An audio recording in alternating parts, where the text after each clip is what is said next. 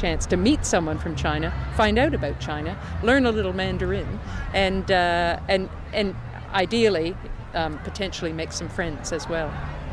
I think when they first arrive, and this can take fully, 6 months of their first year here, this is our experience, they certainly feel a sense of homesickness sometimes. They can be a bit lonely. Many times students from one country will make friends in orientation week with friends from the same country, so because they have language familiarity and so on. So that's the beginning. What we hear from students after they've gone home or toward the end of the study is that they wish they had made more Australian friends.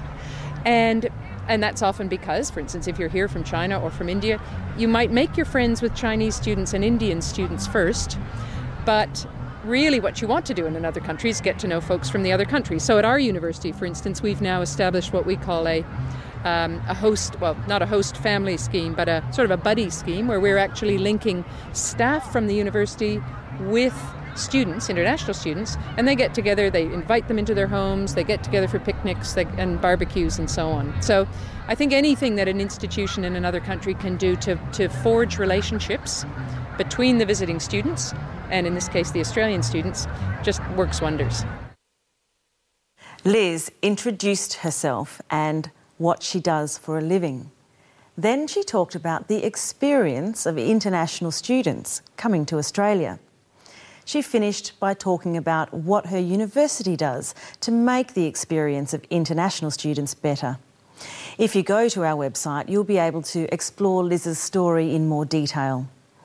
Right now, let's go back and meet Maida again. Hi, I'm Maida from the Philippines, and I'm studying the Masters of Gastronomy in University of Adelaide with Le Cordon Bleu.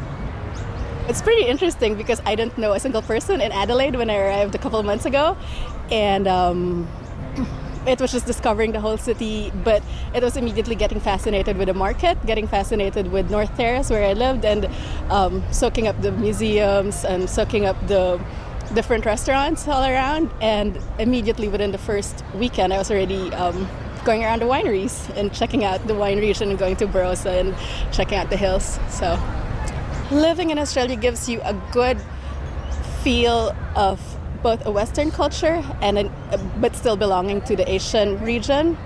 And that's one thing I've studied in America, and I didn't get that same feel. And it has a certain warmth and a good relaxed feel and a good sense of balance for the lifestyle we have. And there's a lot of beautiful things to see. There are a lot of beaches. So it's a well-rounded life that you would get as a student in Adelaide that no other city has offered me.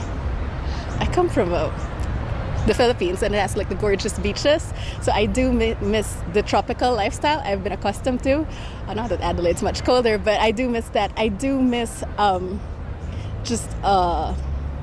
it's more just the culture that I've been accustomed to. But in terms of food, I can't complain. Adelaide offers quite a broad spectrum of food. It's been easy because the program I'm in is almost 95% international. So each of us, we basically had each other to support us through the program. So it was fairly easy to make good friends. And it's a city of students, so you'd likely bump into a lot of students along the way in the street or in the gym or in the library. So it's a fairly good way to move around and meet students. It would take a lot of effort. I mean, you can't be shy though, definitely. I still have to finish my dissertation, but after that I'd like to probably explore, because I'm taking this further studies. I've already established myself as a writer in the Philippines, and I'd like to take the next leap, which is to go international. So I'd like to see what opportunities are available to me in Australia and in the region. So I'm not really sure where that's going to take me, but just the fact that I do have a master's in gastronomy, which is pretty rare, and it's a good thing that the city can offer that. It's one of the few programs around the world, and having that to at least back me up would probably get me to do more of the international work that I'm trying to do as a writer. Maida is an international student. She introduced herself, explained where she was from and what she's studying in Adelaide. Then she talked about what it was like when she first arrived in Australia, why she likes it, and why she gets homesick. She finished by talking a bit about her course and her plans for the future.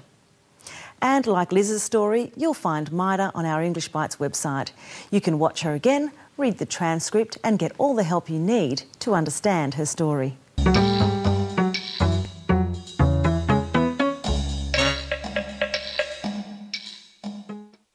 Monday, plunge into a nest of fierce fire ants. Each one of those stings feels like the touch of a hot needle. And discover new species. Look at that! Whoa, that is a big roach. It's a hands-on approach. Don't do this at home. To the mystifying world of insects. I cannot understand why most people don't study ants. Ed Wilson is Lord of the Ants. Monday on Australia Network.